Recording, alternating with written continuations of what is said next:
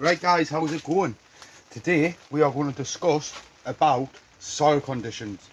The reason why we want to talk about that for is because I'm going to be doing that inside of this polytunnel. So let's get on with this today guys.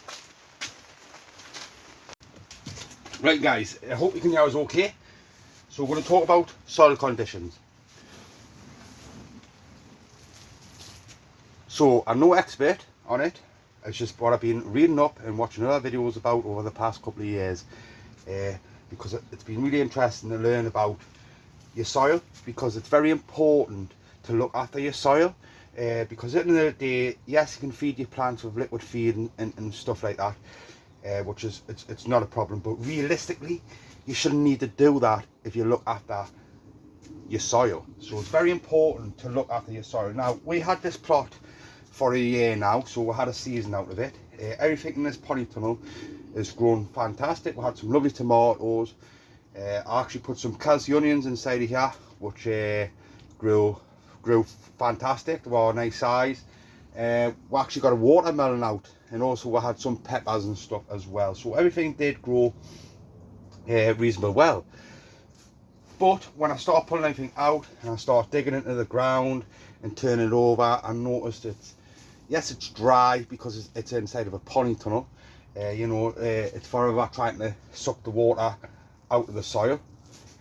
So I understand that, but it's just no life inside of it, no worms or nothing like that.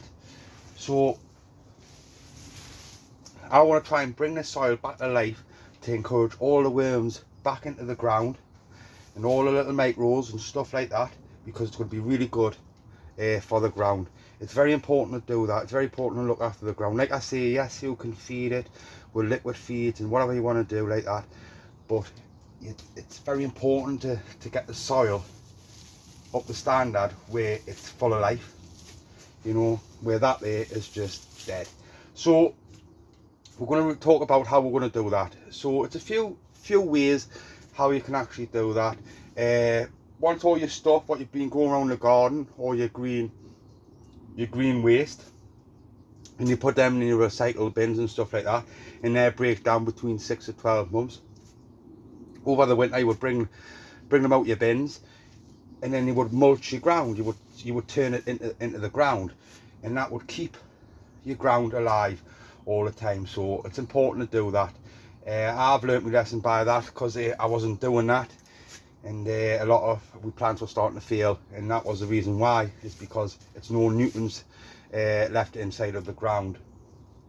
Also, a lot of people use a good broken down manure. So it could be cow's manure, could be horse manure, it could be your chicken manure. A lot of people use pigeon manure. You just got to be careful with it though, because you got to get it from a good source, and also it's got to be broken down well enough, because if it's not and it's fresh, it's too strong for the plants. Your plants they're just not coping it. They burn the roots and stuff like that. So it's got to get a good broken down material. So I have made a little start last week and just put a bit of manure inside of this ground, what was broken down a bit, what we had at the other plot, what's been up there for a good 6 months now, which has started to break down a bit, but it's a lot of straw in it. Now, straw's not really a problem for me. A lot of people turn around and say that the straw sucks a lot of the nitrogen out of the ground, also puts in other nutrients into the ground. So the people try and keep away from the straw, but I don't mind a little bit of straw. I feel like the ground becomes fluffier, if that makes sense, but that will all eventually break down. We will see anyway, because like I say, I'm going to do it. I'm going to turn it all over. I have got some good material sitting in some bags over there, and what we're going to do is I'm going to put them out, I'm going to turn it in, and then I'm going to hose the whole ground. So we're going to soak it all, and I'm just going to mix it all in, and then just let it be over the winter. And then when it comes to next year, around about March time, we'll get some more of the manure, and then hopefully, I'll just put a top mulch on top of it. So like I say guys, it's very important to look after your grounds. Keep on feeding your grounds all the time. If you keep on feeding your grounds and filling your grounds full of nutrients and stuff, you don't have to use your liquid feeds and things like that. You know, it's no need for it because it's all in the ground.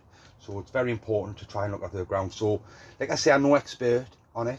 It's just all learning. So this is where I'm going to learn inside of this tunnel, and then hopefully we'll get some leeks growing inside of here because I've got some shows coming up next year, and we'll just see how they get on. So what I'm going to do is I'm going to get the material out now, and I'm just going to drop it on top of the soil, and then what we'll do is we'll have a quick little look, and then I'll get a start digged in. Okay.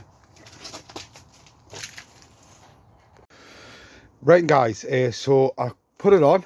I just rake it out a little bit. As you can see, it is a little bit strawy, but I'm not worried about that because all that's going to be getting digged in, and that's going to be the foundations. And then I'm going to wet it all. So I've got the hose here. I'm going to get all a good soak and dig it all in. And yes, you might be thinking you're washing away the nutrients and stuff, but I'm not bothered about that. I'm building up the ground so I can encourage all the worms and stuff like that to come through to break down all this material. The nutrients will come when I do it again in March, hopefully round about that time, before I go to plant out a month or two before, with some broken down material just on the top and just a light dig in. So this is just building the ground up to make it nice and fluffy, so it's not just flat and just dusty and dead. So that's the idea of this. So what I'm going to do now guys is I'm going to give it all a good soak, and then we'll have a little look, and then we'll start getting it digged in.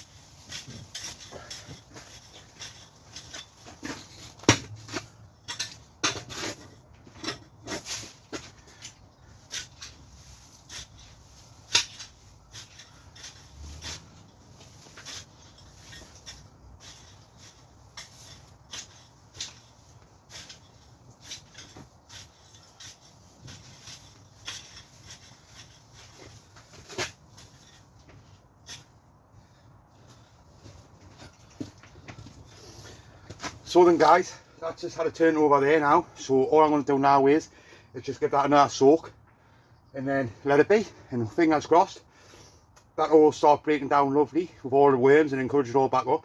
It's already starting to come nice and fluffy, and then next day before I plant out, just give them another top mulch of some nice broken down manure.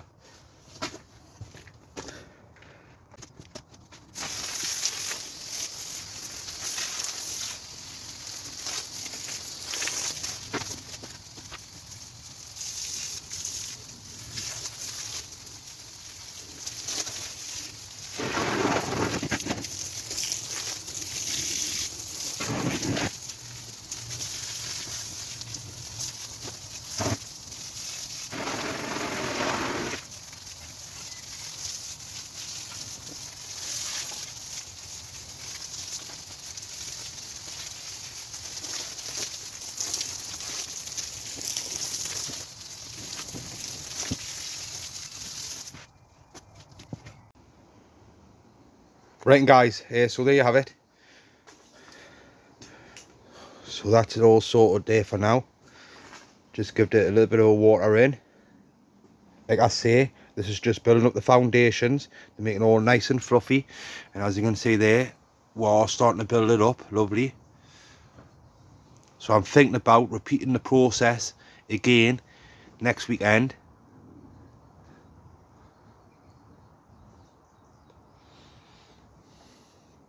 So we'll probably in another 5 days time repeat the process, and then I'll just leave it as that over winter, and then a month or two before I go to plant out, I'll just put a final mulch on the top and give it a light dig in, and then fingers crossed we'll get some nice looking leeks. There we go, guys. Right, and guys, just a quick little video on how I'm going to be sorting out my soil conditions inside of the tunnel. Everything's looking really good now, starting to build up them foundations. Hopefully I'm going to get some nice show leeks inside of here to show them off, hopefully next year. So fingers crossed I get a nice crop. But there we go, guys. Thank you very much for watching. Cheers for your comments and your likes and stuff.